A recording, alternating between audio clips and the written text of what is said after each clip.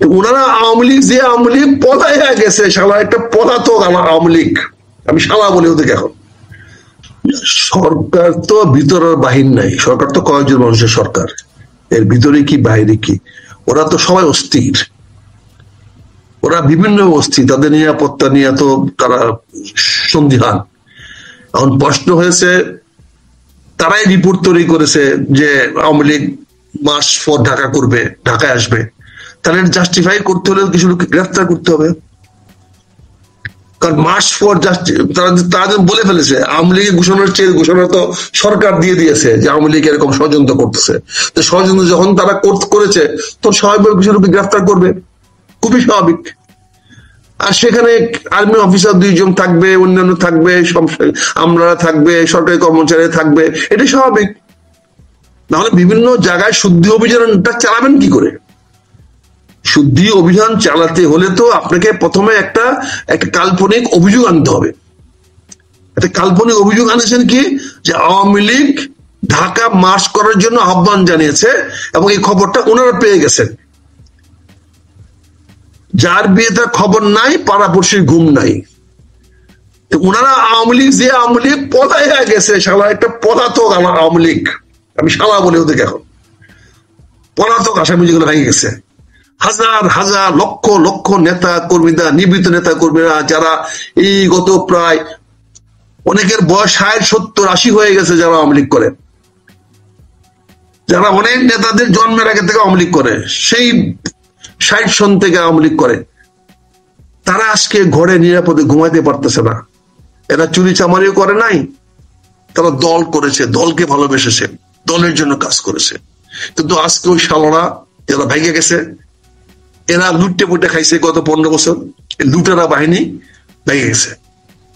আপনি দেখেন এই সরকার আওয়ামী লীগের আজ পর্যন্ত কিচ্ছু করতে পারে নাই, কারো একটা লুমও ছিঁড়তে পারে নাই, গ্রেফতার করা ছাড়া, কিছু লোকের গ্রেফতার করা ছাড়া কিছুই করতে পারে নাই। অথচ আওয়ামী লীগের সব নেতা ভেঙে গেছে।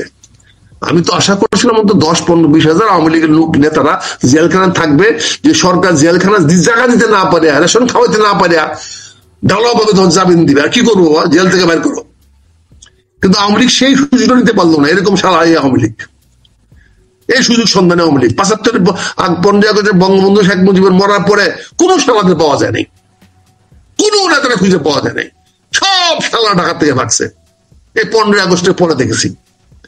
আর এবার তো শেখ হাসিনা মরে নাই, তাকে বাঁচিয়ে দিয়েছে একটা বিশেষ মহল, তাকে রক্ষা করে নিয়ে গেছে, বাংলাদেশ থেকে উদ্ধার করে নিয়ে গেছে, এবং তিনি স্থানান্তর করে চলে গেছেন। উনি হয়তো আবার ফিরে আসার সুযোগ হয়েছে। কিন্তু বাকিগুলা কি অবস্থা? আমার তো মনে হয় শেখ হাসিনার ঘোষণা দেওয়া উচিত, যেগুলো ভেঙে গেছে এগুলোকে বাংলাদেশে এখন ঢুকতে দিবে না। ওনাকে যদি আল্লাহ আবার ক্ষমতায় আনে, আবার যদি ফিরে আসতে পারে, আসুক, আমার কোনো আপত্তি নাই। কিন্তু এই শালা দিকে যেন আর ঢুকতে না দেয়। আর যেগুলো জেলখানায় পৌঁছতেছে, এগুলাকে আপনার কিছু বানায়েন। আর অগণিত নেতারা যারা এখনো গ্রামে বাংলায় পড়ে আছে, এদের কষ্ট বাড়াচ্ছে এই সমস্ত বাজে স্লোগান দিয়ে, বাজে বক্তব্য দিয়ে, কি করে বিভিন্ন বাহিনীকে তৎপর করা। অর্থাৎ এখন তাদের ওই কি বলে গ্রেফতার বাণিজ্য রমরমা হয়ে যায়। আমাদের সময় একই হইতো, বিএনপির আমলে কোনো একটা কর্মসূচি দিলেই ধরপাকড় শুরু হইতো এবং ব্যবসা গ্রেফতার বাণিজ্য শুরু হয়ে যেত। এখন উল্টা হচ্ছে। এখন এই সমস্ত কথাবার্তা কদিন পরে পরে বাজারে ছেড়ে দেওয়া হয়, ছেড়ে দিয়ে পরে নিরীহ আওয়ামী লীগের ধরে নিয়ে মিথ্যা মামলা দিয়ে পুলিশ ধরাচ্ছে, টাকা খাচ্ছে। 5 জনের নামে 10 জনের মামলা হয়, একজনকে গ্রেফতার করে, বাকি 9 জনের কাছ থেকে 9 লক্ষ টাকা কামাই করে নেয়, কয়েক মাসের রোজগার হয়ে যায়, বা আরামসে আছে। এখন এগুলো হলো ভাওতাবাজি। বাংলাদেশের সেনাবাহিনীর একজন অফিসার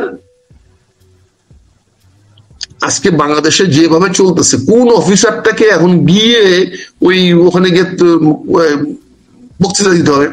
সব অফিসার তো বাইরে, সবাই তো জনগণের সঙ্গে কথা বলতেছে।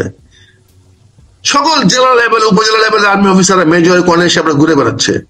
তারা এর বাড়িতে যাচ্ছে, ওর বাড়িতে যাচ্ছে, এখানে যাচ্ছে, সেখানে যাচ্ছে।